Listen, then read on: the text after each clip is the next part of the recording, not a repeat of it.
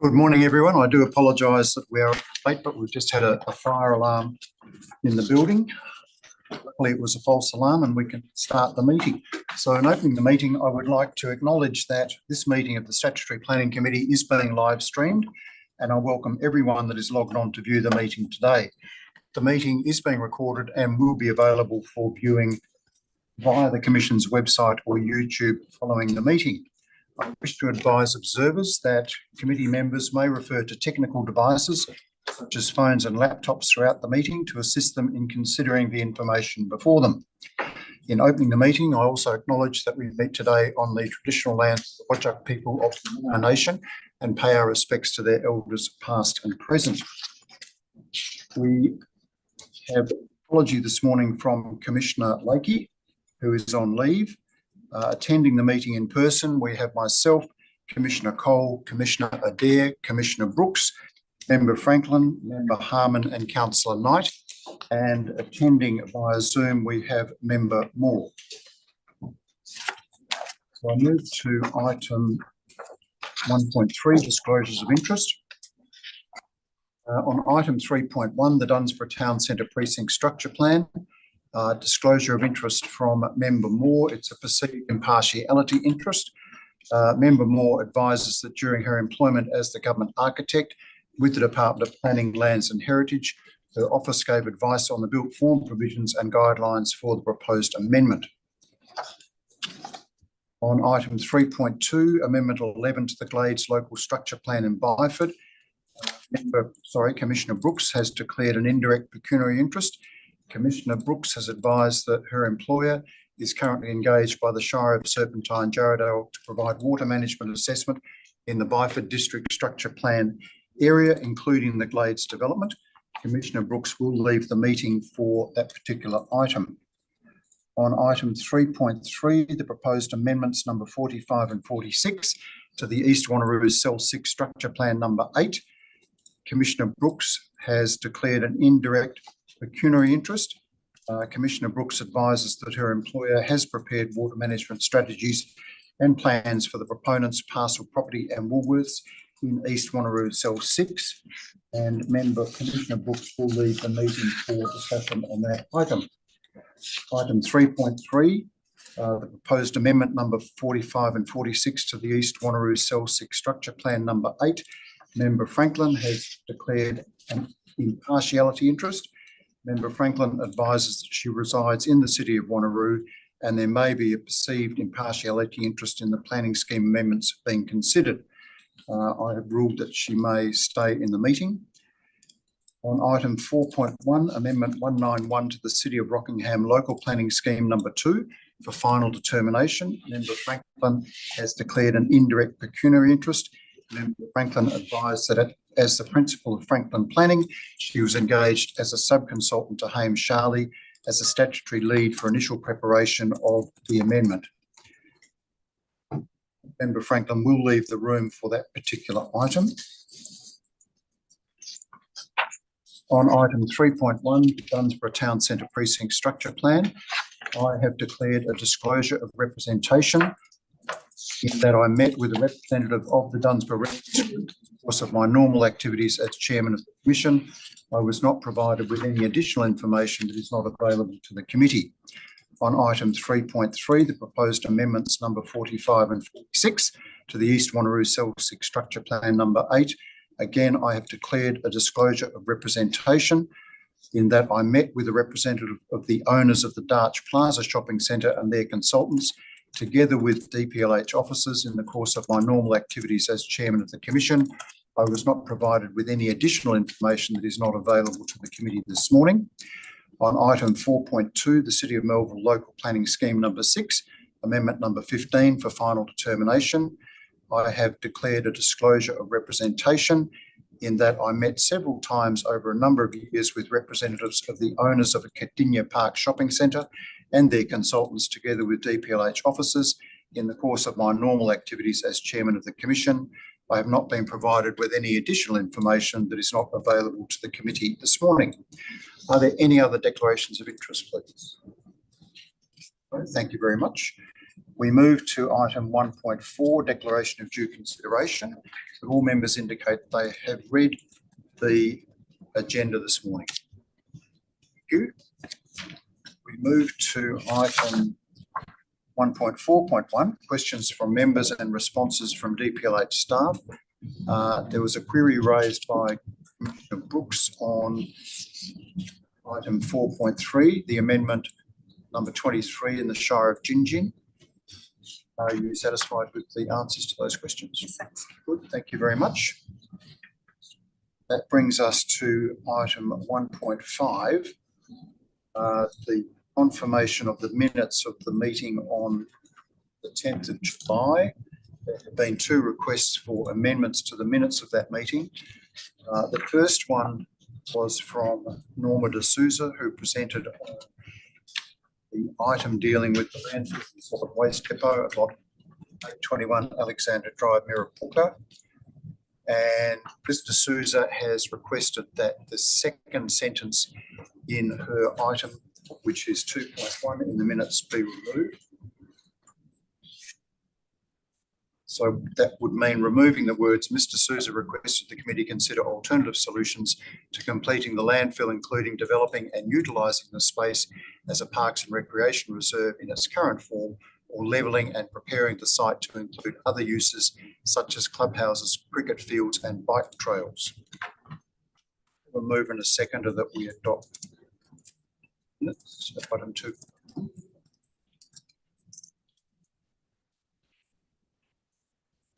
Chair, is it an issue that De Souza doesn't believe that she said those things in the meeting?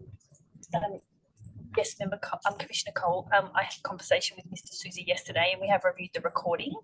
And what has been minuted is not what she exactly said. So we've agreed to remove that. Yeah. Then I'm happy to move the Thank you. So it wasn't in the recording. Thank you. Move Commissioner Cole, seconded Commissioner Brooks. Is there any discussion on that amendment? Is there any dissent? No, thank you. The second request for an amendment is on point 8. It's the presentation by the Deputy Mayor of the town of Cambridge on the draft Floreat precinct structure plan. The minutes note that Councillor Cutler was also a party to that deputation and made some comments. In fact, Councillor Cutler did attend the meeting but didn't say anything. She sat next to the Deputy Mayor. So we've removed reference to Councillor Cutler from the minutes. Moved by Councillor Knight, seconded by Commissioner Adair. Consent, thank you. So those 2 amendments now form part of the minutes. I have a move and a seconder that we adopt the amended minutes. Thank you. Moved by Councillor Knight, seconded by Commissioner Adair. Is there any dissent? Thank you. We move to item 1.5.3. Are there any matters arising from the minutes, please? No, thank you. That brings us to item 2, deputations and presentations. First deputation is Warwick Carter in person in support of amendment number 191 to the City of Rockingham Local Planning Scheme number 2, which is item 4.1 on the agenda. Warwick represents the Perth South West Metropolitan Alliance. Warwick, could you please join us at the table? Thank you. Warwick, 3 minutes in which to make a deputation to the committee. There will be a timer on the screen. There will be a warning bell at 1.5 minutes and then final bell at 3 minutes. So over to you. Thank you. Thank you. Thank you very much for agreeing to hear my deputation. As the Chair pointed out, I represent the Perth South West Metropolitan Alliance, which is the local governments in the southwest corridor of Perth. I've come here to speak in support of the City of Rockingham's position in Amendment 191 and just provide a bit of context about the regional growth that is anticipated in the region due to AUKUS. I think you've probably all heard of that, and there's a big conference going on today with the heads of Navy from Australia, US and UK presently at the Convention Centre talking about how imminent this is. In terms of what we know today, there will be 700 US personnel coming to live in the region. But that is, and those 700 personnel will create probably an additional 1,200 jobs in the region through supply chain and consumption effect. So we can see that there is a very large employment growth coming in here. But for that to be 700, when you look at the estimates from Defence for Garden Island, the daily population in terms of workers on Garden Island is growing from 3,300 in 2021, which is anticipated to grow to over 10,000 by 2040. So that's a 7,000 uplift. So the number of jobs coming into this region, the housing demand that will come with that is, I don't believe, well understood by the development sector in Perth yet, and something we are working at great lengths to try and raise those opportunities and awareness. We have every confidence in the private sector to be able to deliver the housing that we need, but there is just that we need to have the land ready to go. The timeframes, to put in context, the submarines are arriving from 2027, so the US personnel will be in place by then. The personnel are beginning to arrive from next year. I say this because Amendment 191 is the sort of amendment we need to be approved and pursued in the very short term to be able to meet the housing needs. If we don't do that, I do have great concerns about the impact on the local housing market. The amendment that is before you, we see as being a very good first step. From what we have seen based on census data, we see a very large number of those personnel living in Rockingham to date. So of that 3,300, most of them are travelling from Rockingham, about 70%. And then it goes out to the wider suburbs. So we know that there will be very high local demand. So I would ask that you would consider this today and to do whatever you can to help expedite this without delay. And see this as perhaps the best opportunity and one of the very few opportunities to meet that population surge. Thank you. Thank you very much, Warwick. Committee members, are there any questions, please, of Warwick? Thank you.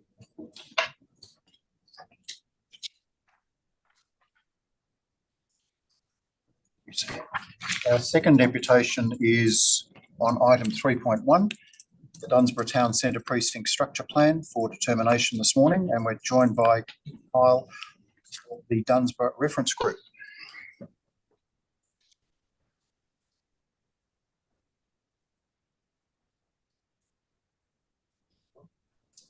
Just waiting on Peter to join us.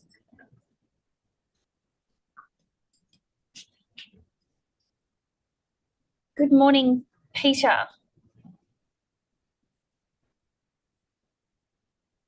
Peter, if you can hear me, can I get you to please turn your video on?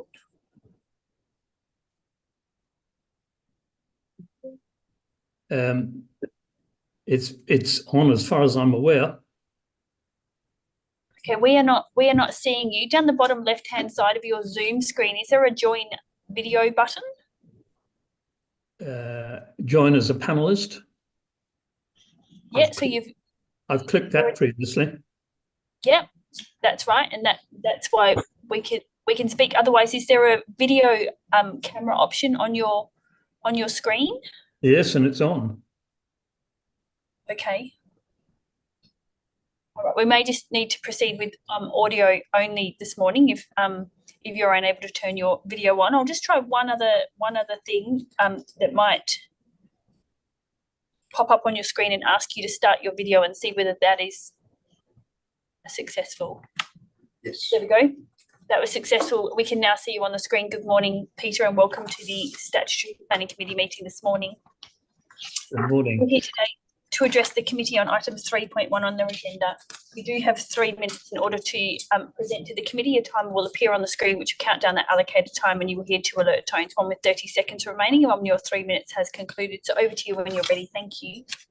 Thank you very much, and thank you, Mr. Chair and members.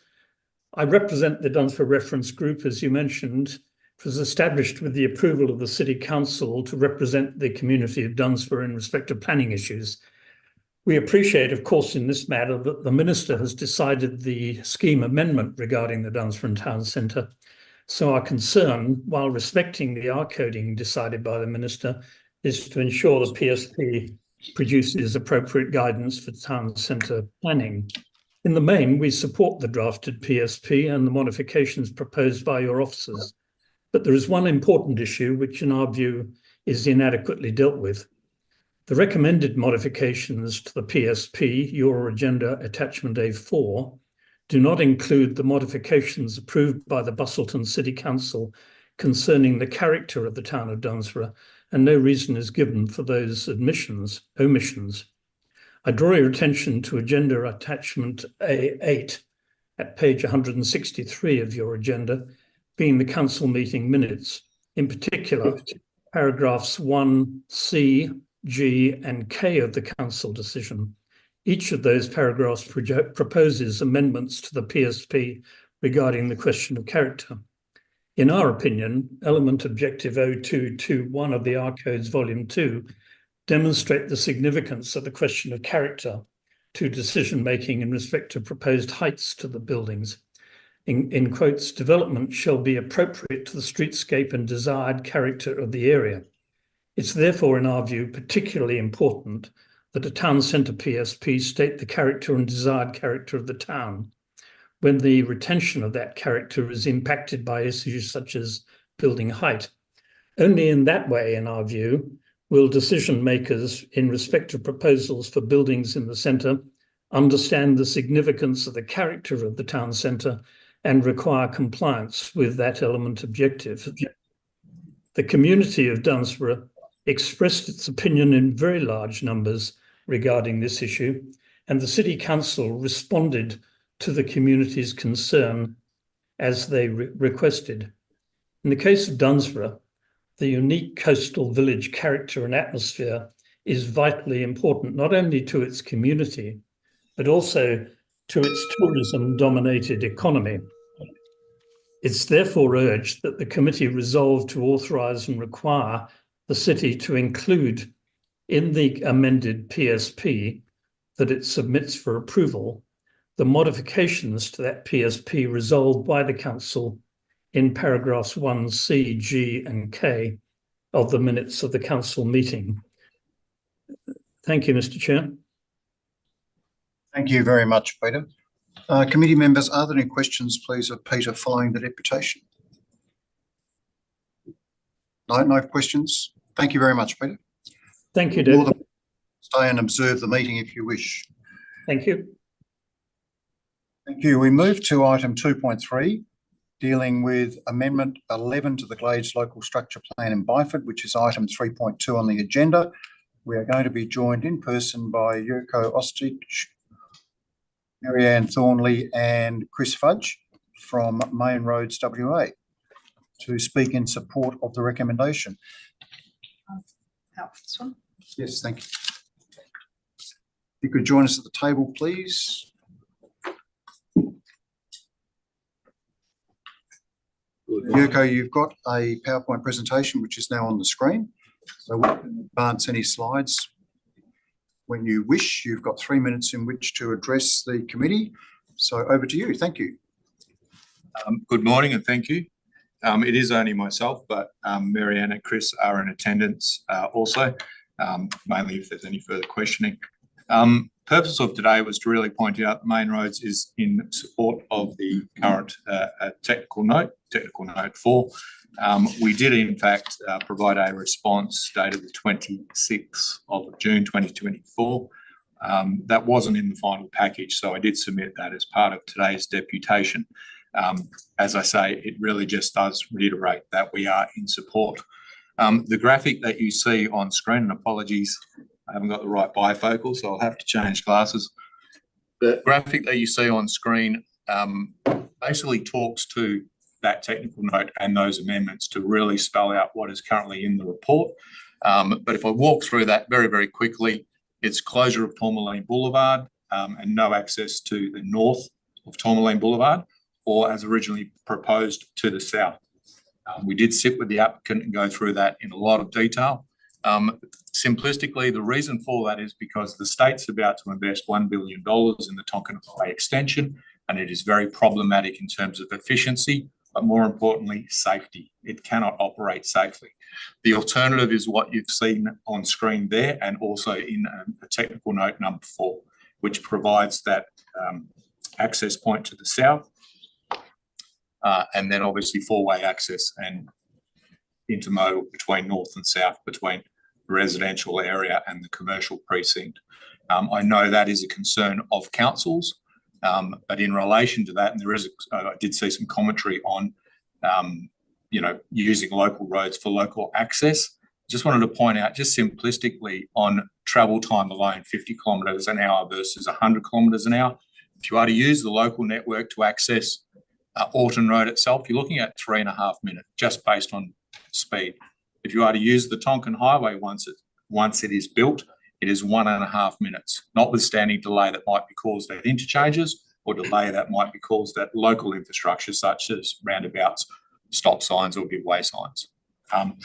The only other thing that I have to mention today is the connectivity, which wasn't part of the original submission, but connectivity of Orton Road to South West Highway. I think it's very premature to start looking at that as yes, it's a given. There's a lot of work, certainly from Main Roads, PTA, Metronet, that needs to happen around if that is actually achievable. Introduction of level crossings is something that the state is moving away from, and the proposal as we currently see it is punching straight through with a at-grade level crossing. Thank you. Thank you very much, Yurko. We're about to have a deputation from the Shire of Serpentine Jarrahdale, and in reading it, I get the impression that the Shire would prefer the connection to remain, but are prepared to accept that Tooraleen is going to be closed and the round will be further to the east. Have you had discussions with the Shire? We had preliminary discussions with the Shire, but primarily with the applicant to make sure that there was commercial viability to the south. Their concern was primacy of access. The sooner they can get the access, the better. We acknowledged that. We said, so long as it's safe, there was some issues raised about the access being within the existing MRS. That wasn't a concern for us. So long as they could meet the minimum safety requirements, which they have done in Tech Note 4. And yes, certainly council were advised of that. Great, thank you very much. Committee members, are there any questions, please, of Yurko? Thank you very much. You're more than welcome to stay and observe the meeting.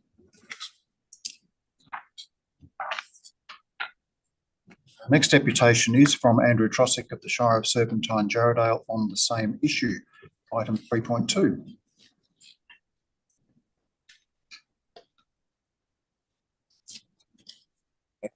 Good morning, WAPC.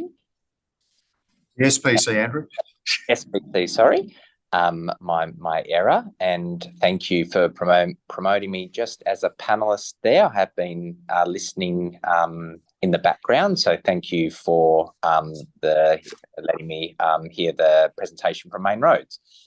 So on behalf of the Shire, we're here to talk generally in support of Amendment 11 to the Glades Local Structure Plan. Next slide, please. The pre-existing structure plan dates back to 2012, and we see the ongoing delivery of well-planned, highly accessible, highly convenient and mixed-use suburbs and neighbourhoods as a key priority and something we're doing to assist the state in addressing housing supply crisis. And we've worked really closely with Satterley in the development of this structure plan amendment. Next slide, please. The structure that we have been focused upon, particularly for Byford, which has Tonkin Highway on its western boundary, Thomas Road on its northern boundary, a railway and Southwest Highway on its eastern boundary, and Cardup Brook on its southern boundary, really makes this hyper-growth town quite vulnerable in terms of accessibility. So we were extremely keen on promoting a very strong parallel north-south neighbourhood connector road, which was the Tourmaline to Carden Boulevard link. Next slide, please. Our adopted district structure plan, updated district structure plan, which we were grateful to receive planning approval for just over 12 months ago, does try to depict the importance of a parallel north-south distributor.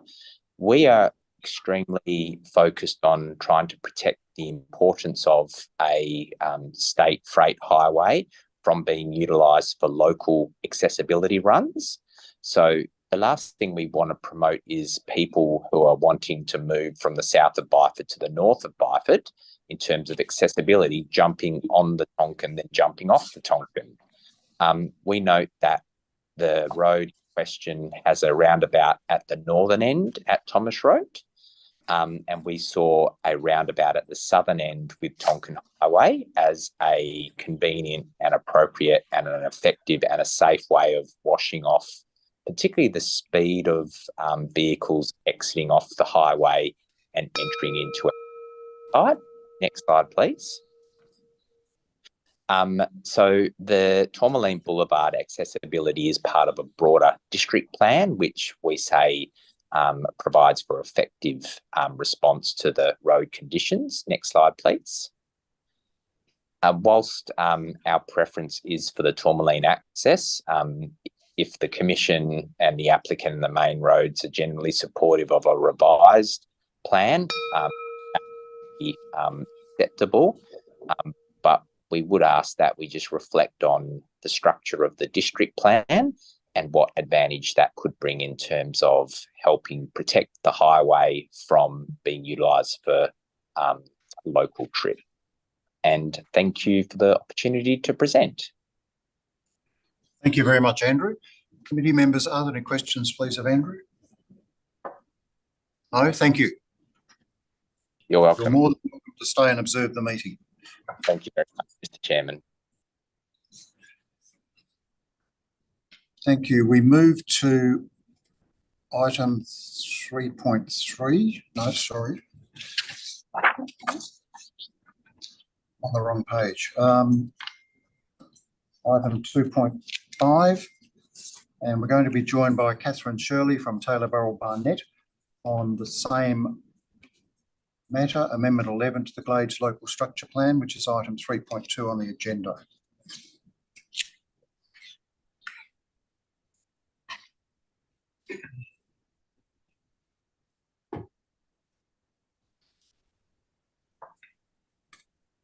Good morning, Catherine. Good morning. Sorry about that. That's okay. You have 3 minutes in order to present to the Statutory Planning Committee meeting this morning, Catherine. So over to you when you're ready. Thank you. Thank you very much. Dear Chairman and SPC members, this deputation is provided on behalf of Statutory Property Group in support of the officer's recommendation to approve the Cardup Brook Structure Plan Amendment and address key matters relating to the proposed alternative intersection arrangement on Orton Road. The Statutory project team, the Shire and DPLH have worked collaboratively, and a genuine effort has been made by all parties to address the concerns of main roads with respect to the original proposal for a 4-leg roundabout at Orton Road and Tourmaline Boulevard, which is consistent with the approved DSP and LSP. As noted in the officer's report, main roads raised concerns regarding road connections surrounding the Tonkin Highway and Orton Road interchange, specifically the intersection of Tourmaline and Orton Road as full movement, which was seen to negatively impact the traffic operations and safety of the road network. To demonstrate satisfactory traffic operations, a traffic report and road safety audit was prepared by Transcore, which confirmed that the proposed roundabout at Orton and Tourmaline ensures a safe and more efficient movement network. Importantly, if no roundabout is provided at Tourmaline, traffic would be redistributed to Kokoda Boulevard, exacerbating traffic pressure at this roundabout and impacting the free flow of traffic and safety of the surrounding movement network. The Shire's officers acknowledge that these technical findings, the benefits of the planning principles and rationale for the strong north-south grid formation and high levels of permeability of the local road network, and support the proposed 4-way roundabout intersection, which was confirmed by Council at its Council meeting on the 19th of June 2023. Notwithstanding Shire support, technical justification and strategic intent for the proposal, Main Roads maintained its original concerns at a meeting between Main Roads and Statutory in April. Main Roads indicated they would consider an alternative proposal for a 3-leg roundabout further east along Orton Road, replacing the 4-leg roundabout at Tourmaline, which Yurko presented earlier. Given the impasse reached and significant delays encountered, Satterley was effectively left with no choice but to abandon the original proposal and progress the necessary design work and technical justification to substantiate this alternative intersection arrangement, which has been confirmed in Technical Note 4. Main Roads provided the DPLH with feedback on this proposal and Tech Note 4, which advised no objection to the modified proposal. Whilst not ideal, we are comfortable that the LSP can be implemented in the manner proposed under the alternative three-leg roundabout arrangement, and to this end support the officer's report and suggested modifications. We will continue to work with Main Roads, the Shire and DPLH through subsequent design phases to ensure an outcome that provides for a connected and safe movement network. We would like to thank both the DPLH and Shire officers for facilitating this process to ensure a reasonable outcome is able to be achieved. Thank you. Thank you very much, Catherine. Committee members, are there any questions, please, of Catherine? No, thank you. You're more than welcome to stay and observe the meeting. Thank you, Chairman. Thank you. Yeah. If I may, it's not a question. My omission, I didn't realise that Satterley owned this property and it was an LWP project. I need to declare an interest because I was previously the Director of Planning and Development at Satterley Property Group. This was not a project that came under my directorship, and I have had no input or role to play in the Glades local structure plan at Byford that was handled by other people. Agreement of you and the rest of the SPC, I'm happy to stay in the meeting because I have no role, but I would prefer to vote. Thank you in that case, and thank you very much, Commissioner Adair, for the declaration. We'll do the paperwork later. I will ask you to leave the meeting for that particular item. Thank you. That brings us to item 2.6, the proposed amendments number 45 and 46 to the East Wanneroo Cell 6 structure plan number 8. And we're going to be joined by Nathan Stewart from Row Group, speaking in support of the application. And Helen is still out of the room. Sorry, Commissioner Brooks. Good morning, Nathan. Morning. Can you hear me? We can, thank you. As the Chairman's highlighted, you're here to address the committee on item 3.3 this morning. You have 3 minutes in order to present. So over to you when you're ready. Thank you. No worries. Thank you. Good morning, Mr. Chairman and committee members. My name's Nathan Stewart from Row Group, representing Tarland Proprietary Limited, the owner of Kingsway City Shopping Centre. I'm speaking on item 3.3, the proposed amendments 45 and 46 to the East Wanneroo Cell 6 structure plan number 8, the Coles and Woolworths proposals. We've reviewed the officer's report contained in today's agenda, and we agree with the officer's recommendation that the committee refuse both proposals. We have monitored these proposals closely as they have potential to significantly impact our client's asset at Kingsway. We've lodged submissions, given deputations, liaised with councillors and met with officers of the city and the department on this matter. Our main concern is that these proposals, if approved, could be detrimental to the future development of Kingsway City. A development application for a substantial development at Kingsway City Shopping Centre is currently being assessed by the City of Wanneroo. We're of the view that the proposals should be refused for the following reasons. There's no demonstrated need for either proposal. 2, the approval of either proposal will result in significant negative impacts on other existing and approved centres, primarily Kingsway and East Lansdale Neighbourhood Centre. 3, the retail modelling undertaken by the applicant hasn't been accurate. It excluded approved floor space at other centres in the area. 4, the proposals are out of centre development and not consistent with SPP 4.2. And lastly, number 5, additional retail floor space should be targeted within existing and identified activity centres such as Kingsway and East Lansdale. Our client was in negotiations with the major tenant of Amendment 45 to locate at Kingsway. I've been advised by a client that these negotiations were in the final stages where an agreement was in draft format, but the tenant walked away and shortly thereafter Amendment 45 was lodged. I'm now advised that negotiations have recommenced between the tenant and my client. This just highlights the importance of the retail floor space being located within existing and identified centres and not out of centre development. For all these reasons, we support the department's recommendation to the committee and request the SPC to resolve to refuse both of these amendments. Thank you for your time, and I'm happy to answer any questions that you might have. Thank you very much, Nathan. Committee members, are there any questions, please, Nathan? Thank you, Member Harmon. Nathan, just a quick one. The current DA that you mentioned that's in them, what's the nature of that? Does that include any meaningful retail expansion, or is it isolated to sort of F&B or fast food? Yeah, so it is isolated to food and beverage mostly, but then there's also a service apartment component to that, which is over multiple levels, I believe 5 to 6 levels. The issue that they've got is that these proposals might impact the financial ability to implement these expansions if it is approved towards the end of the year. Thank you. Any further questions, please? If not, thank you very much, Nathan. Thank you. Get Helen back in the room.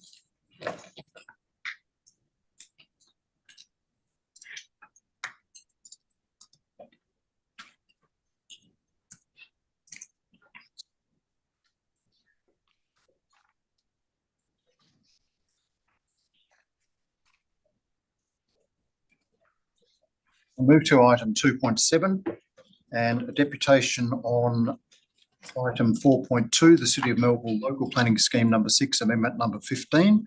We're going to be joined by Belinda Morich from Morich and Moore.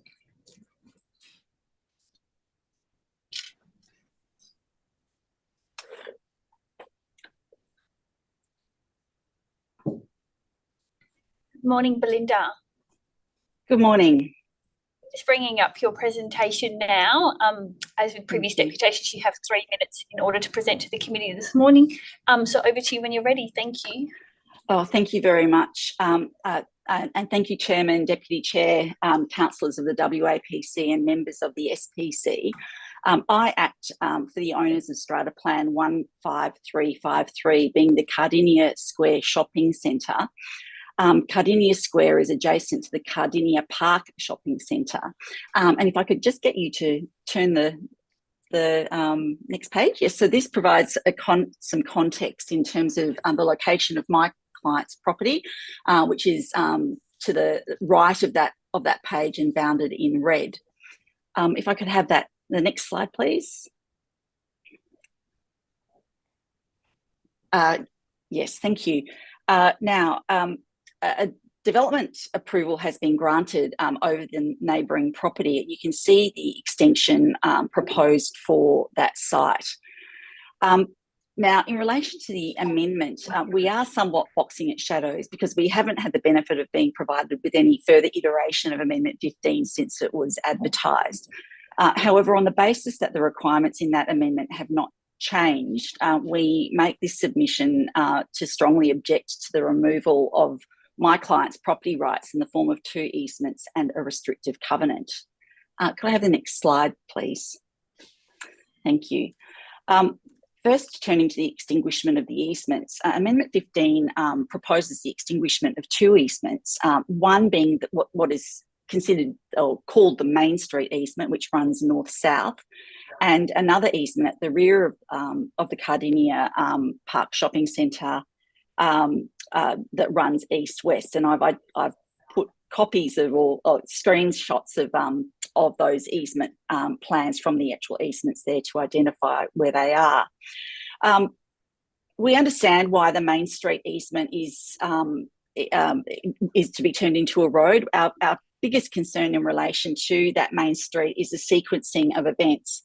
If our easement is extinguished by way of Amendment 15, there will be a hiatus of access for my client to get into this site until the road is actually gazetted and constructed. And we say that that is unacceptable and inappropriate, and there are other mechanisms that the local government can use in order to give effect to that access. In relation to the easement at the rear of the site, there doesn't appear to be any planning reason for that to occur.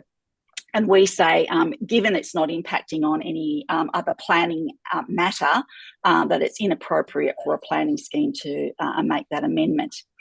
In relation to the restrictive covenant, again, there is no planning reason for that restrictive covenant to be removed. It is a property right. And the Cardinia Park Shopping Centre has operated for many years with that restriction in place. Relevantly, we say that the powers in the PD, in the Planning and Development Act, allows for both the variation or extinguishment of a restrictive covenant, and there's been absolutely no consideration given to a variation, nor has there been any correspondence from the city to canvass any other options. For those reasons, we respectfully request that the SPC reject any provision in Amendment 15 that remove these property rights. Thank you. Thank you very much, Belinda.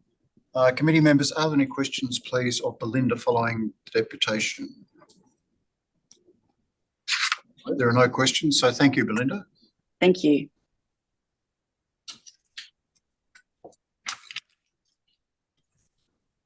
On the same matter, item 2.8, deputation on City of Melville Local Planning Scheme number 6, amendment number 15. We're going to be joined by Callum Thatcher from Element.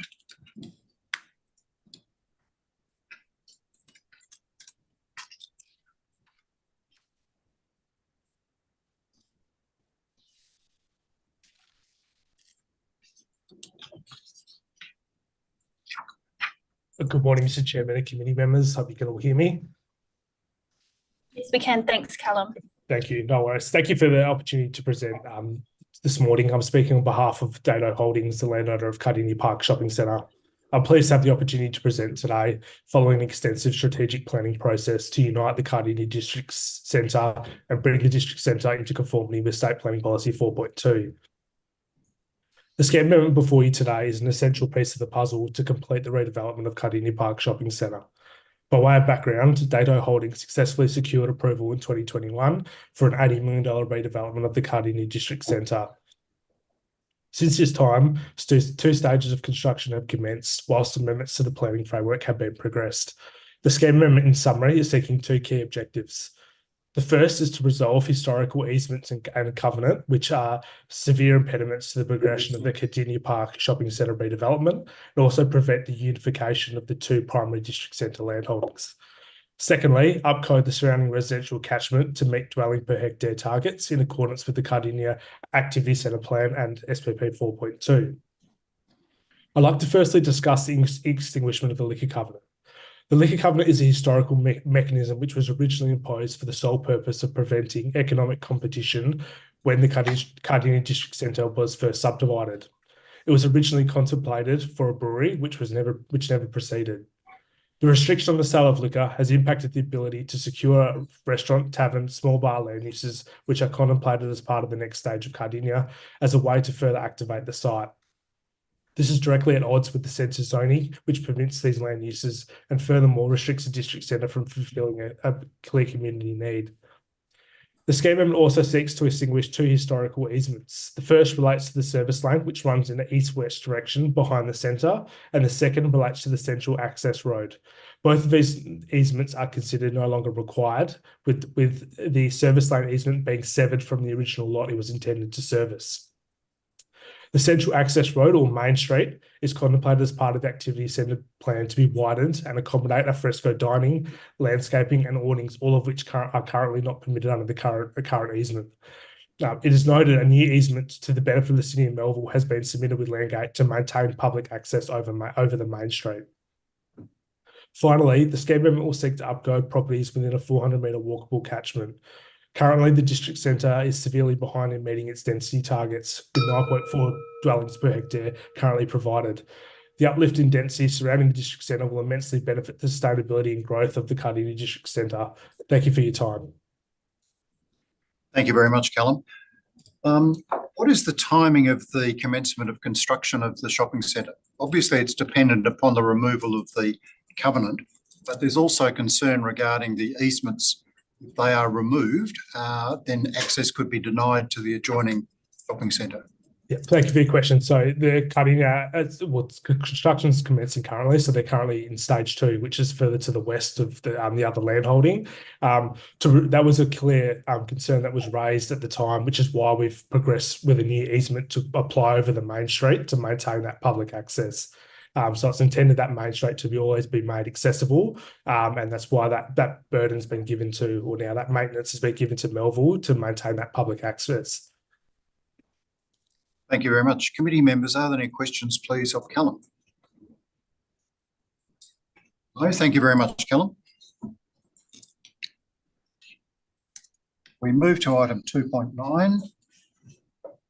Proposed scheme amendment number 23, part lot 9501, Sheridan Road, Gin, which is item 4.3 on the agenda. And we're going to be joined by Henry Dykstra from Hardy Dykstra.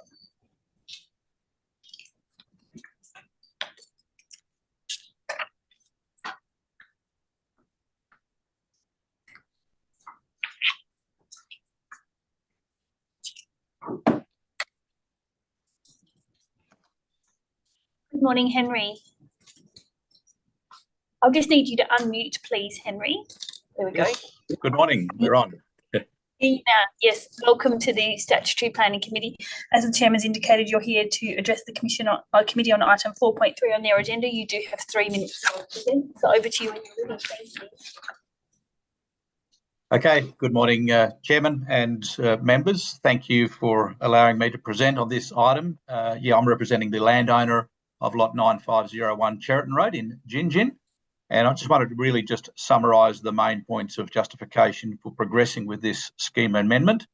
The proposal is entirely consistent with the Shire's local planning strategy in that it does promote a planned expansion of the Gin town site in a manner that concentrates settlement and growth within and around the existing town site.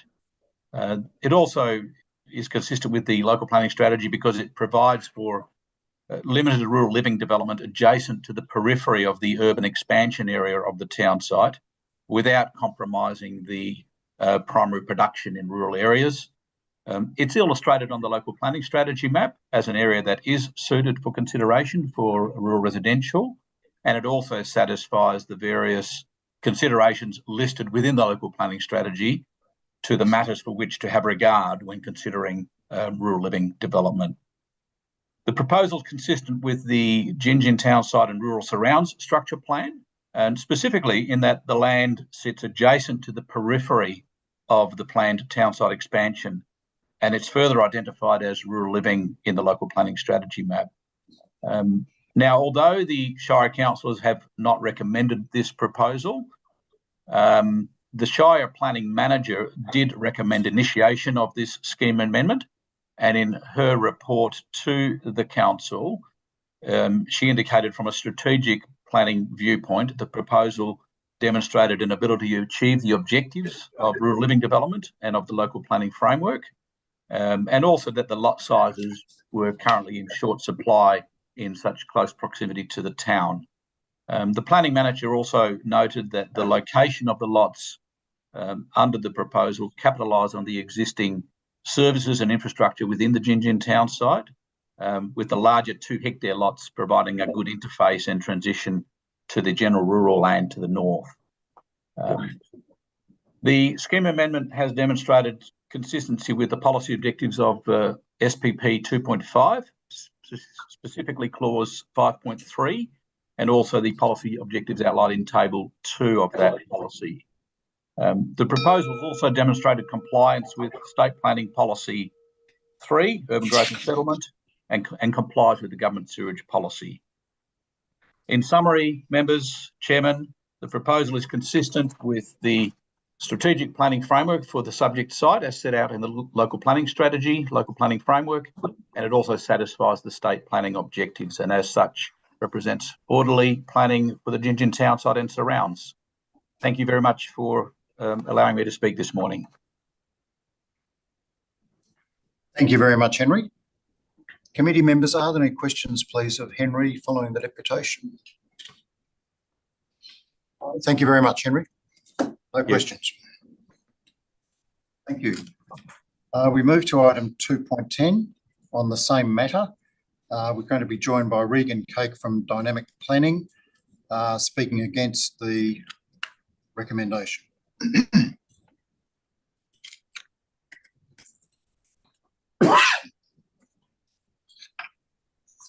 Good morning, committee and chair. Can you hear me? We can, thank you. Thanks, Regan. You've got 3 minutes in which to address the committee, so please start when you're ready. No worries. Thanks very much. Good morning, committee members. Thank you for the opportunity to address you in relation to Scheme Amendment 23 to the Shire of Gin local planning scheme. We represent the developers of Country Heights Estate, which is an existing rural living estate located on Cheriton Road, a bit further out of town. On behalf of Country Heights Estate, we just want to express our objection to the proposed scheme amendment and request that the committee resolve to recommend refusal. Ultimately, the proposed scheme amendment is inconsistent with the applicable strategic planning framework, as nowhere is the site identified for rural living development proposed by the amendment.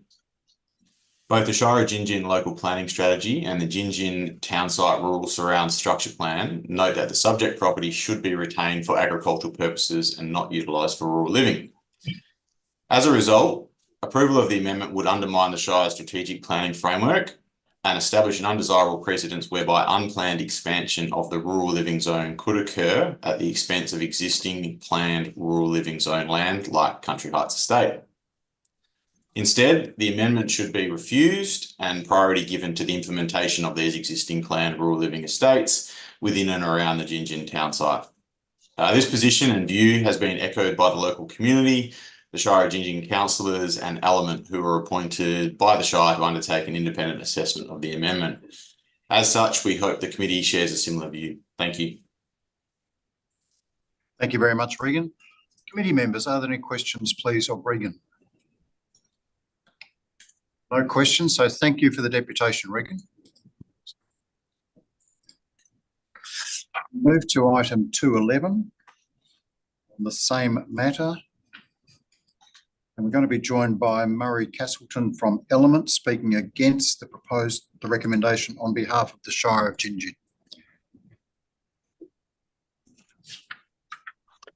Good morning, Mr. Chairman, and thank you for the opportunity to address the committee today, and I hope you can hear me. Yes, thanks, Murray. Thanks, David. Element were appointed as independent planning consultants by the Shire of Gin to progress and assess Amendment number 23 to the Shire's local planning scheme number 9. As part of that process, we arranged public notification of the amendment and were tasked with liaising with the applicant, submitters and agencies as required on technical matters, assessing submissions, determining the planning merits of the proposal, having regard to applicable state and local level planning requirements, and preparing associated reporting. I led this process, which I undertook fairly, objectively and independently, and formed my own professional view on whether this amendment warrants support. On balance, it is my view that whilst the subdivision that would result from Amendment number 23 does have some contextual planning merit, the proposal does not satisfactorily address specific provisions and spatial mapping in the Shire's local planning strategy and Gin town site and rural surrounds structure plan, which establish key planning parameters for future rural residential development around the Gin town site. Furthermore, if a more general interpretation of the Shire's local planning strategy is taken, as requested by the applicant, this would, in my view, have a clear potential to set a precedent for ongoing incremental expansion of the rural living zone further into broadacre agricultural land to the north and potentially in other opportunistic locations within the Shire as part of future proposals. And I don't think that would be a good planning outcome. In terms of council and community views on the proposed amendment, it should also be noted that, consistent with earlier decisions, council unanimously resolved to not support the amendment due to inconsistencies with the applicable local planning framework. Of the 32 submissions received, 19 opposed the proposal, representing 59% of submissions. There were only 4 supporting submissions, representing 12.5% of submissions. On the basis of the outcomes of my technical assessment and the views expressed by Council on the majority of submitters, I would recommend that the committee not support the amendment. Thank you, and I would be happy to respond to any questions. Thank you very much, Murray. Are there any questions, please, from committee members? No questions. Thank you, Murray. Thank you. Item 2.12 is the deputation from the City of Rockingham. It will be dealt with behind closed doors. It concerns amendment number 191 to the city's planning scheme. There are 6 written deputations, which I will take as read on various matters. So thank you. We move to item 3, non-confidential items for discussion, decision, voting. And we'll go to item 3.1, the Dunsborough Town Centre Precinct Structure Plan for final determination.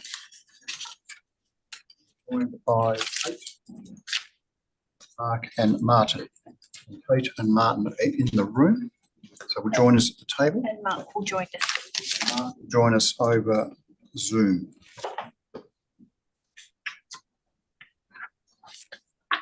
Chair, can I just ask, did you want me to leave the room for this one? It's Rebecca speaking. Yes, no, I determined that you could stay in the meeting unless there's any. Okay, thank you. Thank you. So I will go straight to the deputation. You heard from Mr. Kyle, as we all did, the Dunsborough Reference Group. Their concern would appear to be that, in their opinion, the character of the Dunsborough Town Centre might change through this particular PSP, and there was a suggestion that we hadn't included all of the recommendations of the City of Busselton. So I'm quite happy just to take a comment on that. Thank you. Sure. Thanks, Martin. Thank you. Through you, Mr. Chair. We agree with the deputation in sentiment in regards to the character of the town site. The department has supported the majority of the city's recommended modifications, and we've also recommended additional objectives to ensure integration with the town's character, and also focus on activating public spaces. Also recommended the implementation of design guidelines, which will provide additional guidance on built form, streetscape, and in relation to the city's recommendations, the specific ones that Carl referenced. Paragraph 1C relates to an additional objective to incorporate wording relating to the building character. This has been broadly supported with minor rework. Paragraph 1G related to built form analysis. This has been supported as recommended and is included as well. Right?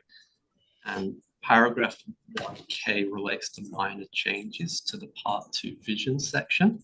And this predominantly relates to the city's recommended 3-story blanket approach, which you would and you know, the intent of these modifications would be in conflict with PSP. Thank you very much, Martin. Committee members, are there any questions of Martin, please? Chair, I had a similar question to you, and it seemed to me that it had been covered off through the modifications. I just wanted to ask about modification 4C, talking about culture, values and identity. Would that also provide more scope to capture that request from the deputy to enhance the cultural identity of the coastal village feel? Through you, Mr. Chairman. Yeah, so modification 4C and 4D could provide opportunity to you know, discuss that distinct character. Thank you. Any further questions, please? If not, we have a recommendation before us. Do I have a move and a second that we adopt the recommendation? Moved by Commissioner Brooks, seconded by Commissioner Cole. Consent. Thank you. We move to item 3.2, and Megan and Helen, I will ask you to leave the room, please. There and books. Item 3.2, Amendment 11 to the Glades Local Structure Plan in Byford. We're joined by Aidan O'Brien and Cale Luxton. If you could please join us.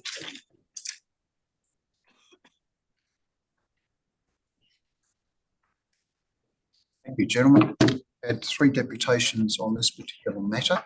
Is there anything you wish to add following the deputations? Thank you, Mr. Chairman. The only thing I would add is that we acknowledge the concerns raised by Main Roads in relation to the potential extension of Orton Road through to South Western Highway. It's because of the difficulties associated with such an extension that we've asked for it to be shown indicatively on the amended structure plan map, along with an annotation related to the potential at-grade crossing of the railway. That annotation is intended to requirements already in the local planning scheme. Thank you very much. Committee members, is there any discussion or any questions of Aidan or Cale? Commissioner Cole, thank you. Thank you. I just wanted to see if you wanted to elaborate any more on the Tourmaline roundabout issue, which still seems to be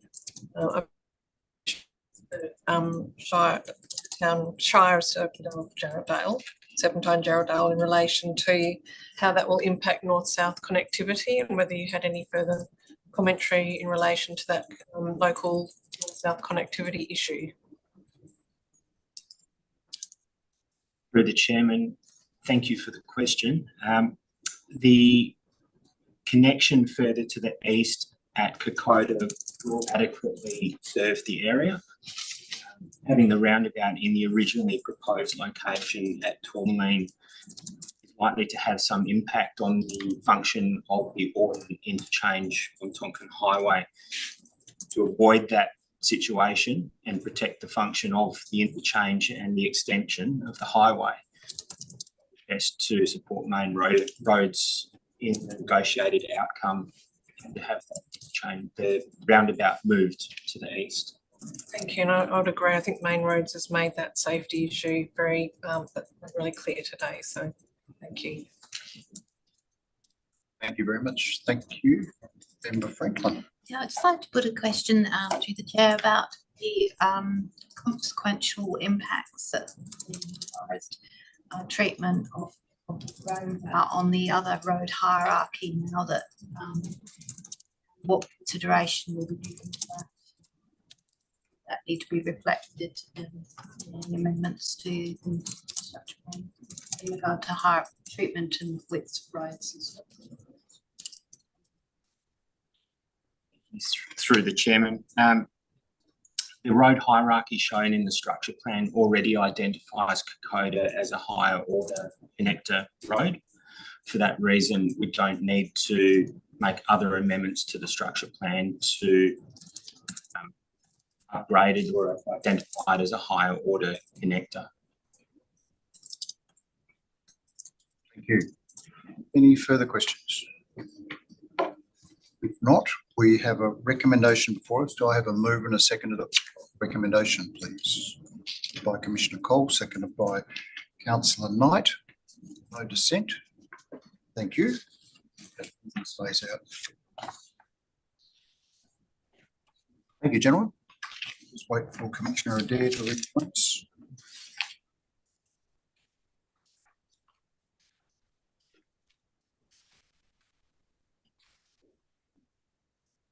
So we move to item 3.3, the proposed amendments number 45 and 46 to the East Wanneroo Structure Plan number 8.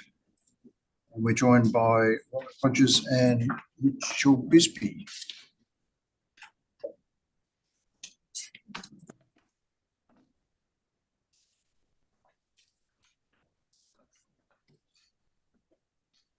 Go straight to the deputation first. You heard the deputation. There were written deputations as well, so is there any comment on the deputation? No further comments from officers. Thank you, Robert. Anything you wish to add to the report? No, Chairman, I think the report stands as it is. Thank you. Is there any discussion, any questions of the officers? If not, could I have a move and a second that we adopt the recommendation, please? Moved by Commissioner Adair, seconded by Member Harmon. No dissent. Thank you very much. Gentlemen.